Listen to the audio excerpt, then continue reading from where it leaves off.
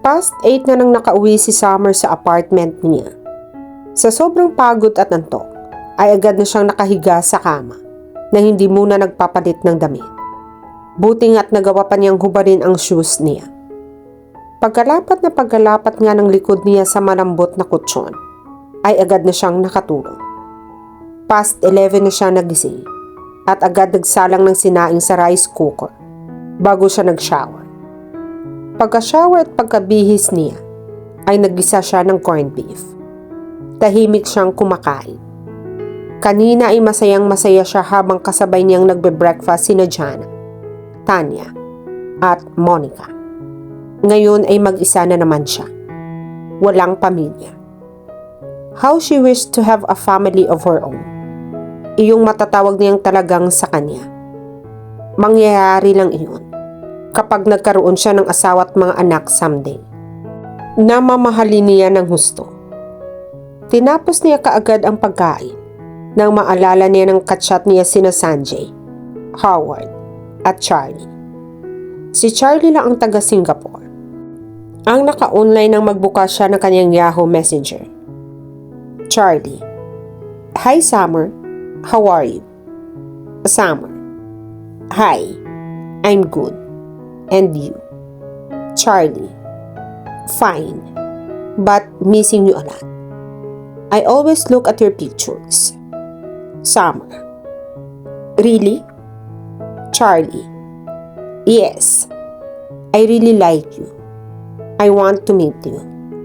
Napangiti si Summer sa nabasa sa message board. Maging sina Sanjay at Howard ay nagpapakita rin ng interes sa kanya. Lumipas ang 2 buwan. Hindi makapaniwala ang lahat. Si Summer ang top agent. Pera dito at pera doon. Siya ang nagkamit ng grand prize sa magasunod na for last 2 months. Wow, Sir Nash. Ang galing palang magsalita at mangumbinsi ni Summer ng mga kausap sa kabilang linya ng telepono. Nakatawang palatak ni Gary. Paano yan, Sir Nash? Di si Summer na ang favorite mo at hindi na si Rosana. May panunuksong sambot naman ni Jopet. Malamang. Mga sira kayo. Naiiling na sa ad ni Nash. Pero nakatawa rin ito. Nag-coffee break ang tatlo kaya naroon sila sa malapit na vending machine. Okay sana kung maganda at sexy rin si Summer. Katulad ni na Rosana at Claudette, no? Maganda na at sexy. Sana matalino pa. Oo nga, magaganda rin naman sina Monica at Tanya. Pero parang naligaw ng kunti itong si Summer sa barkada nila. Tawanan na naman ang tatlo. Kuting daw o, baka ugly duckling. Pero ang tinig kong usapan ng grupo nila, may mga kachat daw na foreigner si Summer. Ibig sabihin ay foreigner ang type niya. Kaya walang pag-asa ang manok natin, Jopet. Wika ni Gary. Oo nga, pagsang-ayon ni Jopet kay Gary. Pinoy kasi ang manok natin. Sino ba ang manok ninyo? Ikaw, Sir Nash. Mga loko-loko. O bakit? Masyadong mailap si Rosana kasi may boyfriend na raw. Mas okay kay Summer dahil pareho kayong single. Doon na lang siya sa mga foreigner na nakachat niya. Nakatawang sabi ni Nash. Bakit naman? Mas okay ang foreigner kasi parang mahilig sila sa pangit at mataba. Hindi naman pangit at mataba si Summer. Medyo chubby lang. At iyon nga, hindi maganda. Namumula sa inis, sa sama ng loob, sa sakit, at sa lahat-lahat na. Talagang nasaktan si Summer sa mga narinig niya na pag-uusap ng tatlo. Particular na kay Nash. Na nagsabing dun lang siya sa mga foreigner. Nakachat niya dahil mas okay siya sa mga iyon. Mahilig daw sa pangit at matataba ang mga foreigner. Ano pa bang ibig sabihin noon? Pangit at mataba ang tingin niya sa kanya. Sa halip na kukuha sana siya sa vending machine ay tumalili siya palayo. Nanginginig ang kalamnan niya sa sobrang ngit-ngit. Parang ibig niyang sumabog at tsumbagin ang mga pagmumukha ng tatlong iyon. Ano kung lalaki ang mga iyon? Wala naman silang kwenta. Hindi nirerespeto ang mababaing katulad niya. Mas naiinis siya kay Nash. Masobra kasi itong manlait at akala mo naman, hindi tunay na lalaki. Alam niyang may pagkasuplado ito. At sabi nila Monica, ay may pagkabarumbado pa raw ito. Pero ngayon niya natuklasan ang pagiging barubal nito at ang pagiging bastos. Sayang, crush pa naman niya nung una si Nash. Pero never siyang mai-inlove sa tulad ng team leader nila. Napabuntong hininga si Summer. Nang pabalik na si Summer sa harap ng computer niya, ay napansin niyang bakante ang lugar ni Jana. Naka-off ang computer nito. Absent kasi ang kaibigan nila. Sabi nito may emergency raw na nangyari. Naupo na si Summer sa harap ng computer niya. 1 o'clock na ng madaling araw. Maya-maya ay tumunog ang cellphone niya. Si Jana ang nag-text. Girl, pwede ba akong makitulog muna sa apartment mo? Kahit 2 night lang. May pag-iwanan na ako ng mga things ko. Early morning hanap ako ng matutuluyan. Sinagot niya ang text ni Jana. Daan ka dito sa opisina para kunin ang susi sa apartment. Okay, sagot ni Jana. Past 2 o'clock na ulit siyang nakatanggap ng text mula kay Jana. Girl, nandito na ako sa labas. Wait, antayin mo ako dyan. Sagot ni Summer. Dali-daling lumabas sa opisina si Summer upang puntahan si Jana. Dala niya ang susi sa apartment niya. Girl, pasensya ka na ha. Parang natarantang hingi ng depensa ni Jana. Okay lang. Nasaan na ang mga gamit mo? Nasa taxi. O sige, ito na ang susi. Ikaw na ang bahala roon. Kung gusto mong kumain ay may pagkain sa ref. Oo, ako na ang bahala. Don't worry about me, girl. Hindi na kita iusturbuhin ha. Sige, ingat ka. Pagsakay ng taxi ni Jana, ay bumalik na si Summer sa trabaho. Abala na siya sa pagtatrabaho nang lumapit sa kanya si Nash. Dumaan dito si Jana? Usisa nito sa kanya. Yes, sir. Magalang niyang sagot sa lalaki. Bakit daw siya absent? Anong iyong emergency na nangyari? Nagkibit balikat si Summer. I don't know, sir. Si Jana na lang ho ang tanungin ninyo. Pagpasok niya bukas. I'm not in the position para magsalita. Okay. Tumangot-tangong sabi ni Nash. Uminom ka na ng kape? Sir? Tinatanong kita kung uminom ka na ba ng kape. Hindi pa ho, sir. Sagot ni Summer. Uminom ka na ng kape. Maraming kape sa vending machine para hindi ka aantukin sa oras ng trabaho.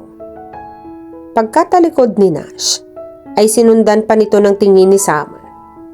Aantok-antok ba siya sa oras ng trabaho?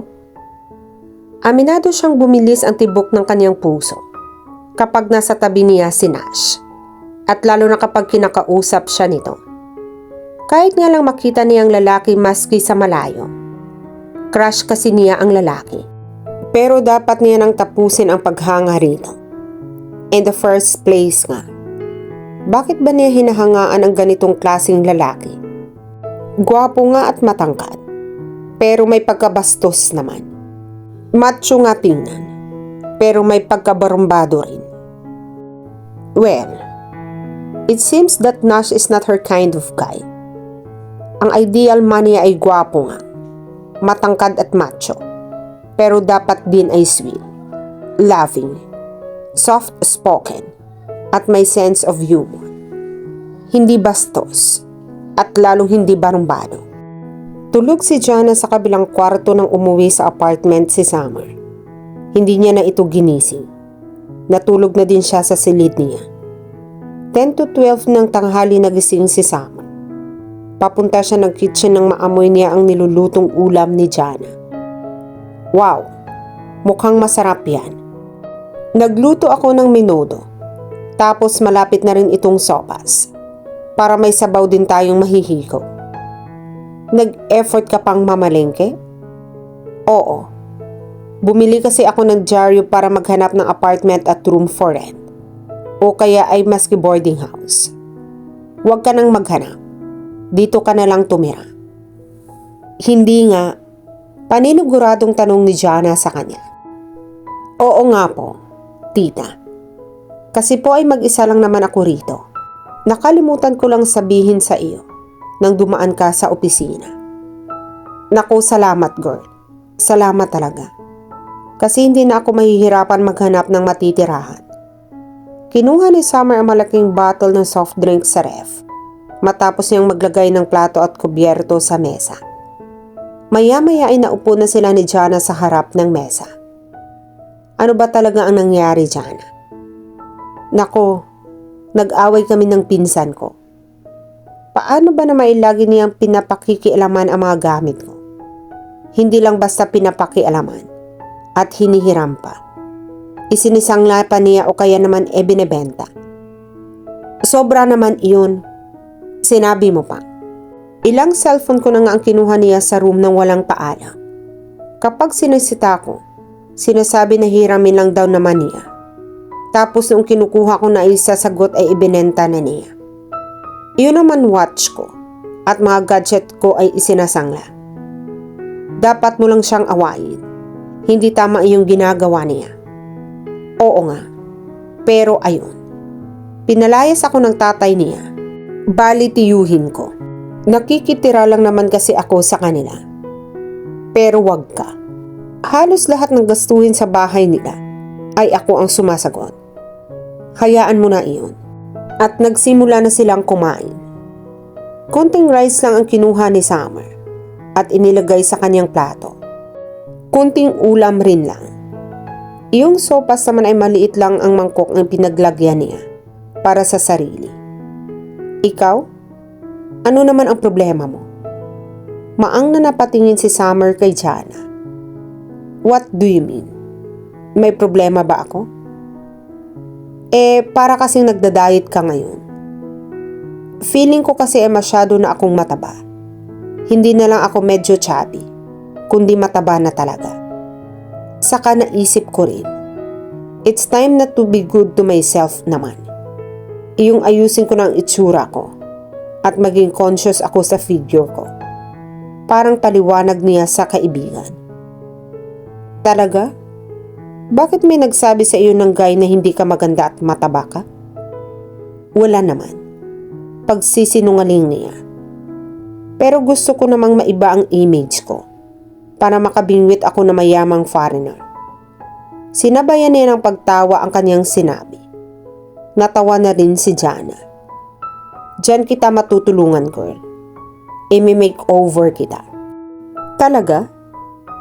Oo. Pero ang mas maganda ay karirin mo muna ang pagre-reduce. Ayaw ng mga lalaki ang mataba. Gusto nila ang sexy. Dead man akong minsan sa itsura.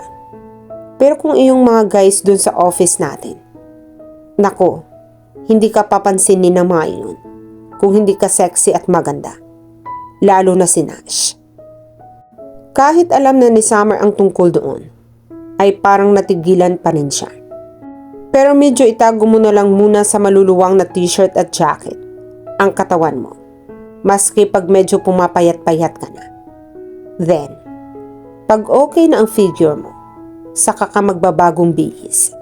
New hairstyle, new wardrobe, new look, new figure, a new Summer.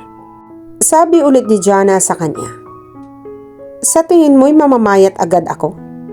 Oo naman. Wala pang 1 month, girl. Talaga? Basta't samahan mo lang ng exercise. Saka i-avoid mo ang mga pagkain ng chocolates.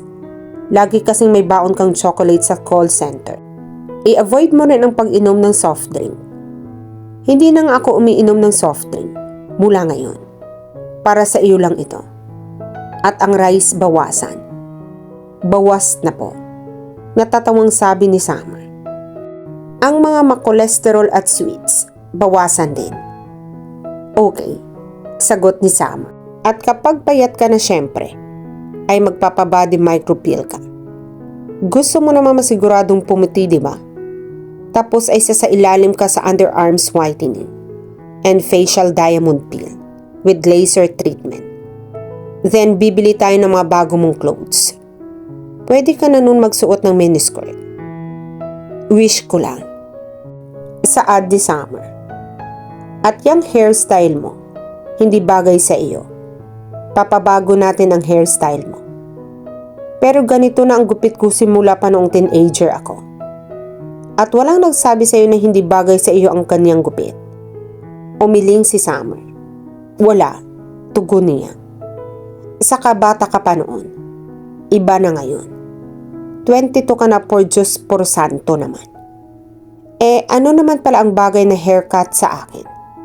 Yung motion shag haircut or medium shag haircut. O pwede na rin yung long layered haircut. Ganoon? Tapos ipapariband natin na para laging smooth and silky yung hair mo. At hindi dry na parang alambre. At iyong pagpapabody micropeel. Okay lang ba iyon? I mean, gusto ko talagang pumuti. Pero hindi ba ang kasabihan? Maging kontento na dapat at masaya ka kung anong meron ka. At kung anong itsura o kulay ng balat ang ibinigay sa iyo. Iyan naman ang kaipokratihan. Patiling sabi ni Jana. Kumukumpas pa ng ilang beses ang kamay nito. Dapat maging kontento na ang mga tao kung ano ang itsurang ibinigay sa kanila. Bakit pa nagme-makeup at nagpapagupit ng buhok? Di hayaan na lang natin humaba ang hair nila hanggang sa umabot sa kalye. Tuwang-tuwa si Summer sa pagbibiro ni Jana. Talaga girl, hindi ako nagbibiro. Totoo yung sinabi ko. Walang masama kung i-enhance o i-improve natin ang ibinigay sa atin ng langit. Yung mga nagsasabi na dapat ay maging kontento na lang sa kung anong itsura na meron tayo. Mga ipokrita yun. Wala lang silang pera na pwedeng ibayad sa salon o sa cosmetic surgeon. Tumangutango si Summer sa kaibigan niya. Talagang isa puso niya ang pagpapayat at pagme-makeover. Tiyak na luluwa ang mga mata ng mga pintasero sa kanya, kagaya ng kanilang team leader na si Nash. At dito na po nagtatapos ang part 4 ng ating kwento. Sabay-sabay po nating abangan ang susunod na kabanata. Be good, be safe, and God bless po everyone.